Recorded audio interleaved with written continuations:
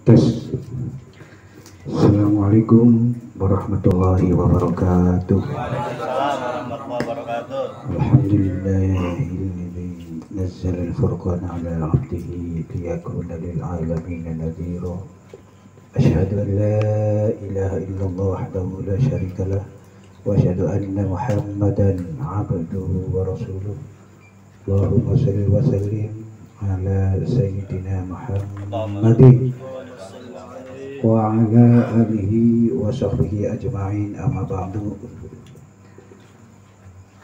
Yang kami hormati tuan rumah Bapak Ustadz Syarif sekeluarga, mudah-mudahan selalu sehat walafiat, dipanjangkan umurnya, tambah berkahnya, dan dimudahkan segala urusannya.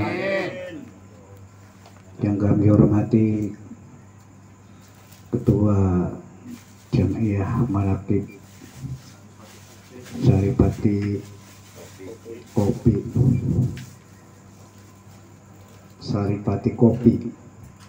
Di sini alhamdulillah ada Kiai Makrus, ada Gus-gus, para gawakis, para asatid. Ini luar biasa yang hadir pada malam ini. Saya kira semuanya adalah orang-orang hebat. Mudah-mudahan kita semua dan keluarganya selalu dalam keadaan sehat walafiat. Marilah kita selalu memanjatkan puja dan puji syukur kehadirat Allah Subhanahu wa Ta'ala atas berbagai limpahan hidayah, taufik, inayah serta rahmat jiwa. Alhamdulillah kita selalu diberi kekuatan iman Islam, kita masih diberi panjang umur, kita juga dalam keadaan sehat walafiat, sehingga pada malam ini kita tetap bisa melaksanakan kegiatan rutinitas di setiap malam Jumat. Mudah-mudahan kita semua bisa istiqomah sehingga kita masuk dalam kategori mutmainnah. Amin ya rabbal alamin. Salawat serta salam kita limpahkan kepada junjungan Nabi besar Muhammad sallallahu alaihi wasallam. Semoga kita semua di hari kelak nanti akan mendapatkan syafaatul uzma dari junjungan Nabi besar kita Muhammad sallallahu alaihi wasallam. Pada malam ini adalah sangat istimewa. Saya biasanya hadir duluan ya biasa, belakangan ya biasa, tapi kita acaranya biasanya selesai kegiatan semuanya baru kita kajian. Tapi malam ini beda karena suasananya juga beda. Suasananya beda-beda karena pada malam ini saya punya beberapa kegiatan. Jam 9 ya lewat sedikit lah kita nanti harus di Rawamangun. Setengah 11 saya di Pondok Gede, tepatnya di daerah ini dekat Lubang Buaya. Jadi kita bagi-bagi waktu karena ini kemenangan santri ini, kemenangan NU pada malam ini adalah ada beberapa pondok pesantren yang sedang mengadakan peringatan Hari Santri Nasional. Ya, cuma karena suasana pandemi COVID, jadi tidak bisa seperti biasanya diramaikan luar biasa, siarnya sampai mendunia. Santri Indonesia itu sangat luar biasa karena di negara-negara lain tidak ada peringatan-peringatan seperti di Indonesia. Ada istilah peringatan Maulid, ada peringatan Isra Mi'raj, ada halal bihalal, ada Maulid Nabi. Ini tradisi yang dimiliki oleh masyarakat Indonesia. Artinya apa? bahwa masyarakat Indonesia itu berarti masyarakat NU. Dan berarti negara kita itu sebetulnya negara milik NU. Nah, iya. Jadi biarpun kita capek-capek, kita sampai Kang Said bilang berdarah-darah, kita nggak usah dapat jatah apa-apa. Menteri juga nggak dapat walaupun berdarah-darah. Tapi ya tetap sabar. Karena apa? Karena kita merasa memiliki negara kita. Ini luar biasa. Tetapi kalau kita melihat dari sisi lain, kita prihatin. Negara kita memang di satu sisi boleh bangga karena negara kita ini banyak memiliki pakar, banyak memiliki politisi, praktisi, ilmuwan, saintis, luar biasa. Persoalannya kemudian mereka di dalam beraktivitasnya itu hanya mengandalkan sisi keilmuanannya saja. Banyak yang mengedepankan sisi rasionya saja, akalnya saja, dan kemudian banyak yang mengabaikan akhlakul karimah. Ini persoalan. Banyak yang mengabaikan akhlakul karimah sehingga negara kita terus dihadapkan masalah. Yang namanya sadiisme, pembunuhan, begal, jambret di mana-mana, kriminalitas luar biasa, apalagi korupsi. Di suasana seperti ini, KPK yang mestinya hidup sederhana ini akan mendapatkan jatah dengan kendaraan senilai 1.300.000.000. Ya kalau hidupnya KPK bermewah-mewahan, gimana akan bisa menegakkan supremasi hukum? Dan ini herannya didukung oleh anggota dewan kita. Ini luar biasa. Padahal kalau kita kembali kepada misi perjuangannya Nabi besar kita Muhammad Sallallahu Alaihi Wasallam, innama bu'ithu liutammima makarimal akhlak. Hadis itu diawali dengan kalimat innama.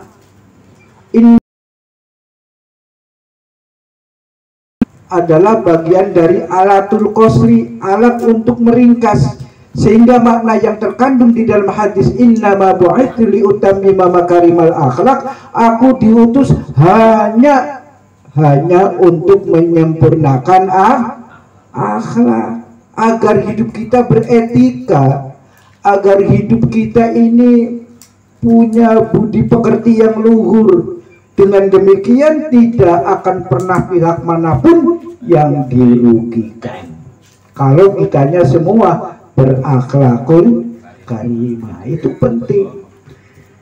Dan di dalam bulan Maulid ini adalah tema yang biasa kita pakai di dalam acara-acara Maulid adalah bagaimana kita bisa mengikuti jejak Nabi dalam arti kita berakhlakul karimah. Tetapi akhlakul karimah itu memiliki makna luas. Akhlak itu memiliki makna luas. Bagaimana akhlak kita kepada Tuhannya Allah Subhanahu wa Ta'ala, bagaimana akhlak kita kepada Nabinya Muhammad Sallallahu Alaihi Wasallam, bagaimana akhlak kita kepada kedua orang tua, bagaimana akhlak kita di dalam kehidupan berbangsa dan bernegara, bagaimana akhlak kita di dalam menghadapi keberagaman, bagaimana akhlak kita dengan alam semesta. Ketika kita melaksanakan perintah-perintah Allah, kita melaksanakan sholat 5 waktu, kita melaksanakan ibadah puasa Ramadan, kita juga melaksanakan zakat dan haji kalau yang mampu, kita melaksanakan amar ma'ruf yang lainnya. Artinya apa? Kita telah memiliki akhlakul karimah kepada Tuhannya Allah Subhanahu wa Ta'ala. Paham? Paham boten? Alhamdulillah. Boten napa-napa sambil ngopi, sambil ngerokok, sambil sila, sambil sonjoran, sing penting ngajak karo turu bela. Ya. Bagaimana akhlak kita kepada Nabi? Tentu tradisi kita dengan cara memperingati Maulid Nabi kita Muhammad Shallallahu Alaihi Wasallam itu adalah baik. Dengan membaca perjanji, dengan membaca diba, dengan membaca Sintud Duror dan yang lainnya itu bagus. Tetapi lebih jauh dari itu kita dituntut untuk punya keberanian untuk bisa mengikuti jejak-jejak dari junjungan Nabi besar kita Muhammad Shallallahu Alaihi Wasallam. Apa sih di antara yang harus kita ikuti? Nabi Muhammad mendapatkan gelar Al-Amin, adalah orang yang bisa dipercaya. Nabi Muhammad itu terkenal dengan kejujurannya, terkenal dengan amanahnya, terkenal dengan keadilannya, terkenal dengan kepeduliannya. Itu di antara yang kita perlu contoh. Wa ma arsalnaka illa rahmatan lil alamin.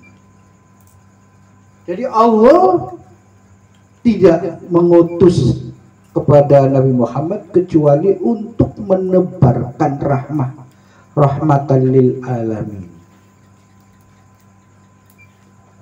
Sehingga apa?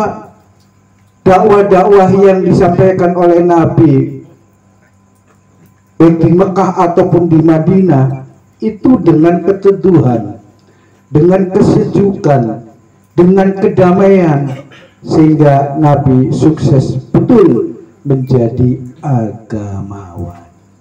Luar biasa. Bagaimana akhlak kita kepada kedua orang tua? Ini yang penting sekali. Kita banyak yang lupa terhadap peran dari orang tua kita yang begitu besar jasa-jasanya kepada kita. Di dalam Al-Quran Allah menyampaikan wa qada rabbuka alla ta'budu illa iyyah wa bil walidaini ihsana. Dari Al-Quran, jangan kalian menyembah selain Allah. Baru kemudian wabil walidaini ihsana, dan berbuat baiklah kepada kedua orang tua. Artinya apa? Birrul walidain, berbuat baik kepada kedua orang tua ini memiliki atau menempati posisi strategis setelah perintah umum berupa wa qada rabbuka alla ta'budu illa iyyah, jangan kalian menyembah selain Allah, baru kemudian wabil walidaini ihsana, dan berbuat baik kepada kedua orang tua. Berbuat baik kepada kedua orang tua tentu bukan saja ketika orang tua masih hidup, tetapi ketika kita ditinggalkan orang tuanya tetap kita berkewajiban untuk berbuat baik dengan mengirim doa, dengan sodako atas nama orang tua. Ini adalah ajaran-ajaran dari ahli sunnah wal jamaah. Ini harus kita tanamkan kepada anak-anak kita, kepada keluarga kita, bahwa berbuat baik atau birrul walidain itu bagian dari kewajiban. Pernah suatu ketika sahabat Umar bin Khattab kedatangan seorang tamu. Kemudian tamu itu nanya, sahabat Umar, saya di rumah itu tidak punya siapa-siapa lagi kecuali hanya satu-satunya orang tua. Dan sekarang orang tuanya sakit. nampak sekali kian kemari sakitnya semakin parah. Semuanya sudah di kasur, di kasur, pipis di kasur, makan di kasur, sholat juga di kasur. Andaikan kemudian saya itu ngebakti sama orang tua selama 5 tahun, yang orang tua dalam kondisi seperti itu, kebalas belum jasa-jasanya. Tuh, cerdas, itu jawaban yang cerdas. Kemudian sahabat Umar mesem, nggak bisa kebalas. Jangankan 5 tahun, 10 tahun itu tidak bisa dibalas. Kenapa tidak bisa dibalas? Lihat, pada saat orang tua mendidik kita, mendidik anak-anaknya, itu penuh dengan keikhlasan. Betul nggak? Orang tua didik anaknya itu dengan sangat tulus, dengan sangat ikhlas. Bayangkan ketika orang tua lagi makan, kemudian tiba-tiba anaknya itu pipis atau ya berak lah, kita makannya teruskan apa? Bela anak dulu. Bela anak dulu, kita walaupun lagi makan kita lepas dulu, kemudian kita bela anak. Dan itu penuh dengan keikhlasan. Tetapi terkadang kita anak bela orang tua yang dalam kondisi sakit, terkadang ini lepas kontrol. Belum 5 tahun, baru 5 hari udah bilang, nih orang tua kalau mau mati aja udah enakan ya. Terkadang begitu. Ini lepas kontrol. Padahal orang tua penuh dengan keikhlasan. Nah, inilah yang membedakan bahwa antara anak dengan orang tua. Makanya posisi di Al-Quran, berbuat baik itu strategis setelah perintah umum berupa wa qada rabbuka alla ta'budu illa iya, baru kemudian wabil walidaini ihsana. Jadi ini etika kita kepada kedua orang tua. Bagaimana etika kita di dalam kehidupan berbangsa dan bernegara? Tentu kita sebagai warga negara jangan sekedar tahu tentang hak-haknya saja, ya. Kita ketika datang bulan kemudian sembako disebar, wah itu pada girang banget itu, girang banget. Yang punya mobil, yang punya rumah mewah juga masih juga berharap itu, betul nggak? Nah, kita nggak apa-apa, itu hak, tapi juga kita harus tahu apa kewajiban-kewajibannya. Ini penting, kewajiban-kewajibannya apa? Masya Allah, sedikit-sedikit demo. Demo itu secara undang-undang dibenarkan.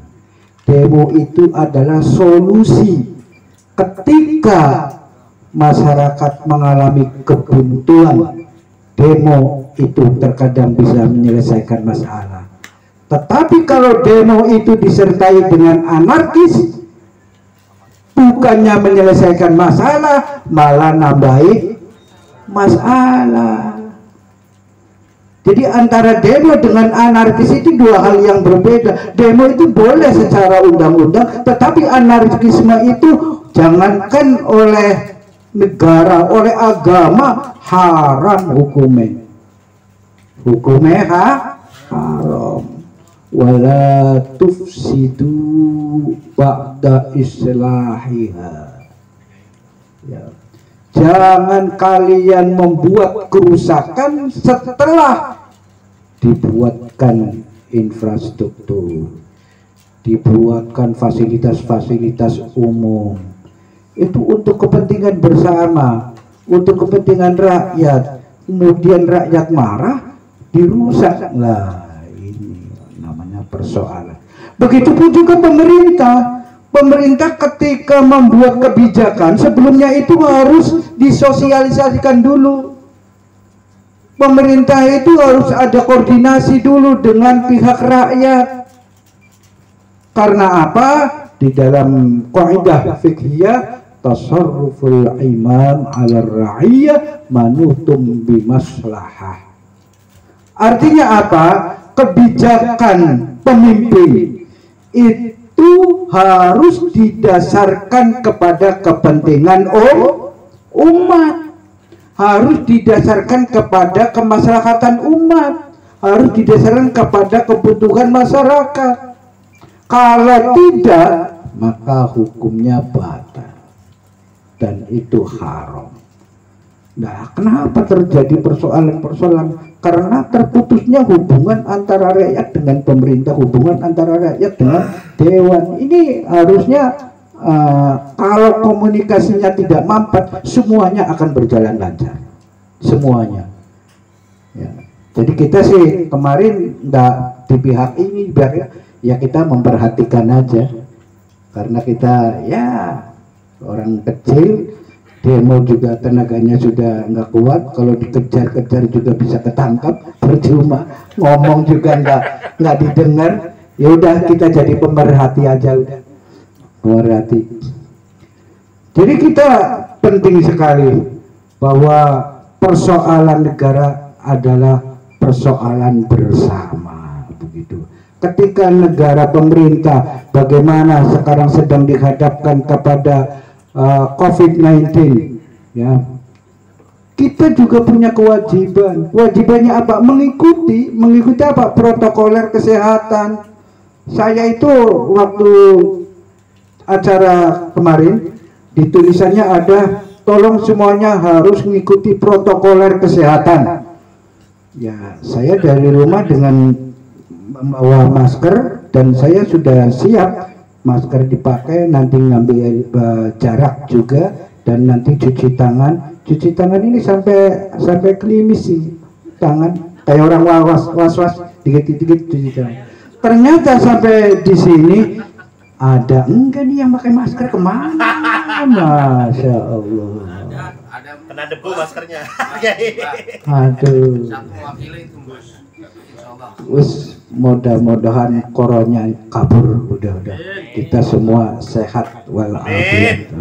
Ya muji basailin ya rabbal alamin. Nah, bagaimana kita menyikapi terhadap kemajemukan, keberagaman Allah Subhanahu wa ta'ala?